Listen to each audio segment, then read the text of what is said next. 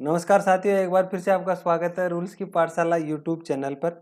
आज का हमारा टॉपिक है ईएल, जो कि लीव रूल्स की सीरीज चल रही है। उसके अंदर हमारा ये सेकंड टॉपिक है ईएल के संबंध में अर्जित अवकाश। टॉपिक को शुरू करें उससे पहले सभी साथियों से निवेदन है कि हमारे वीडियो को शुरू से अंत तक जरूर देखें, और जो हमारे नए साथी जुड़े हैं उनसे निवेदन है कि हमारे वीडियो को अपने दोस्तों तक शेयर करें और हमारे चैनल रूल्स की पाठशाला को सब्सक्राइब जरूर करें। चलो शुरू करते हैं आज का टॉपिक ईएल अर्जित अवकाश।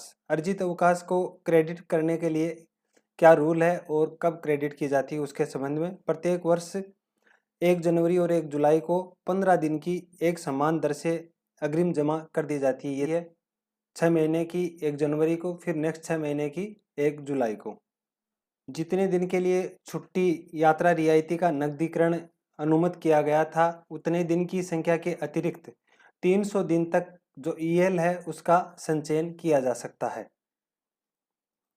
नेक्स्ट टॉपिक है अपना अधिकतम 300 दिन की सीमित करते समय जहां जमा शेष 286 से 300 दिन तक है, वह 1 जनवरी या फिर 1 जुलाई को 15 दिन का अगला अग्रिम जो छुट्टी है वो जमा कर दी जाएगी, तो उसको अलग रखा जाएगा।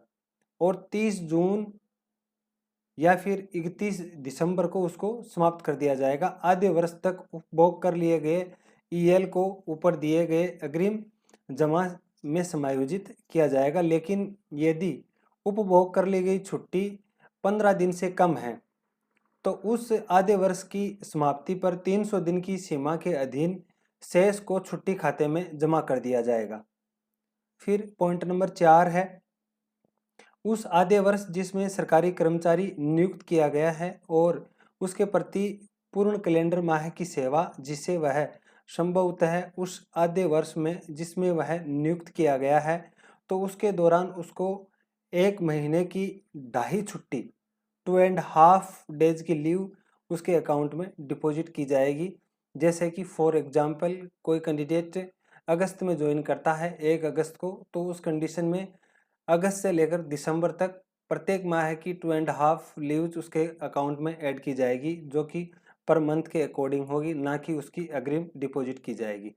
फिर नेक्स्ट टॉपिक है पॉइंट नंबर 5, जिस आधे वर्ष के दौरान सरकारी कर्मचारी सेवानिवृत्त होने वाला है या फिर सेवा से रिजाइन करता है, उस आधे वर्ष में सेवानिवृत्ति या त्यागपत्र की तारीख तक वही सेम कंडीशन लागू होगी। जैसे कि फॉर एग्जांपल कोई कैंडिडेट मई तक, जनवरी से मई तक काम करता है, मई में रिजाइन करता है या उसकी सेवानिवृत्ति होती है, तो उस कंडीशन में भी उस वर्ष की जो छुट्टियां हैं, जो ईएल हैं, जो अर्जित अवकाश है, वह 2.5 ईयर पर मंथ के अकॉर्डिंग उसके लीव अकाउंट में डिपॉजिट की जाएगी। फिर नेक्स्ट टॉपिक है पॉइंट नंबर 6, जिस आधे वर्ष के दौरान सरकारी कर्मचारी को सेवा से हटाया या बर्खास्त किया जाता है, तो प्रत्येक पूर्ण कैलेंडर माह के लिए सेम वही 2.5 डेज की लीव उसके पूर्ववर्ती माह तक जिसमें उसे हटाया या बर्खास्त किया गया है उसके खाते में अर्जित जो अवकाश है उसको क्रेडिट कर दिया जाएगा।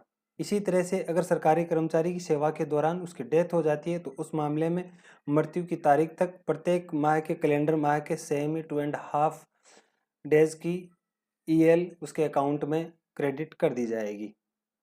फिर नेक्स्ट टॉपिक है पॉइंट नंबर 7, यदि सरकारी कर्मचारी कैलेंडर वर्ष के मध्य में सेवानिवृत्त होता है या फिर त्यागपत्र देता है या फिर उसको हटाया जाता है या फिर उसको बर्खास्त किया जाता है या फिर उसकी मृत्यु हो जाती है, तो जमा की गई अर्जित छुट्टी से आधे वर्ष के लिए किसी भी असाधारण छुट्टी के 1/10 भाग की दर से घटाई जाएगी और छुट्टी खाते में नियमित किया जाएगा।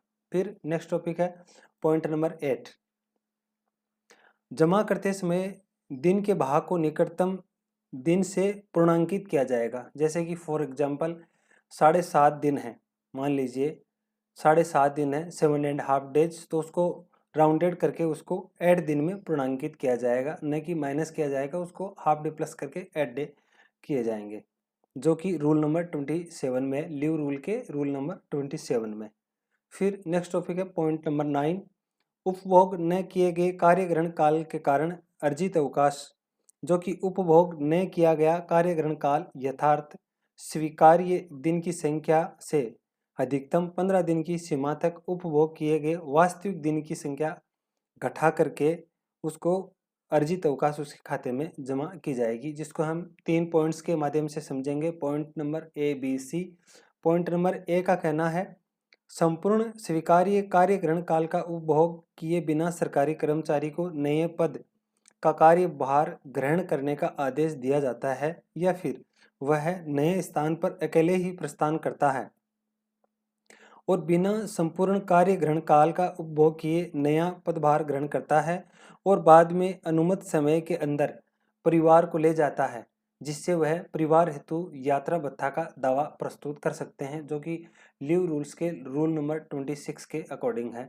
पॉइंट नंबर बी का कहना है अर्जित छुट्टी का जमा एवं उसका उपभोग करना न किया गया है तो उसके कार्य ग्रहण काल के 300 दिन से अधिक नहीं होना चाहिए। यात्रा छुट्टी रियायती एलटीसी सहित नकदीकरण प्रदान किए गए दिनों के अतिरिक्त है, according to leave rule number 26। Point number C का कहना है छुट्टी खाते में अलग से अग्रिम जमा दर्शाने की अनुमति नहीं है, according to rule number 26 leave rules के अंदर। पॉइंट नंबर 10 है एक दिन का कार्य ग्रहण काल जो उसी स्टेशन में अगर ट्रांसफर है तो वह स्वीकार्य है। यदि उपभोग नहीं किया जाता है तो अर्जित छुट्टी खाते में उसको डिपॉजिट नहीं किया जाएगा। पॉइंट नंबर 11 है एक समय में 180 डेज तक की अर्जित छुट्टी का उपभोग किया जा सकता है, according to leave rule number 26। कुछ अपवाद हैं, उनको हम देखते हैं पॉइंट नंबर ए और बी के अंदर। ग्रुप ए और बी के जो अधिकारी हैं उनको एक अवसर पर 180 दिन से अधिक ग्रुप ए और बी के लिए किंतु 300 दिन से कम अर्जित छुट्टी प्रदान की जा सकती है यदि कम से कम 180 दिन से अधिक दिन की छुट्टी भारत, बांग्लादेश, भूटान, बर्मा, श्रीलंका, नेपाल और पाकिस्तान से बाहर व्यतीत की जाती है। पॉइंट नंबर बी है सेवानिवृत्ति पूर्व कोई भी कर्मचारी है उसकी सेवानिवृत्ति से पूर्व छुट्टी के रूप में एक समय में 300 दिन 300 डेज तक की ईएल ली जा सकती है, according to leave rule number 38। इसी के साथ में आज का हमारा टॉपिक यहीं ख़त्म करते हैं। आशा और उम्मीद है कि मेरे द्वारा दी गई जानकारी आपको अच्छी लगी होगी। तो सभी साथियों से निवेदन है कि अपने सभी साथियों तक हमारे वीडियो को शेयर करें। जो साथी सर्विस कर रहे हैं उनको भी शेयर करें तथा जो एग्ज़ाम की प्रिपरेशन कर रहे हैं उनको भी शेयर करें। यह सर्विस के साथ साथ जो साथी नौकरी के लिए प्रिपरेशन कर रहे हैं, अपनी जॉब के लिए प्रिपरेशन कर रहे हैं, उनके लिए भी बहुत इंपॉर्टेंट टॉपिक है। इसलिए इसमें से बहुत इंपॉर्टेंट क्वेश्चंस आते हैं, इसलिए सभी साथियों से निवेदन है कि अपने साथियों तक इस वीडियो को शेयर करें। इसी के साथ अलविदा। जय हिंद, जय भारत, जय जवान, जय किसान।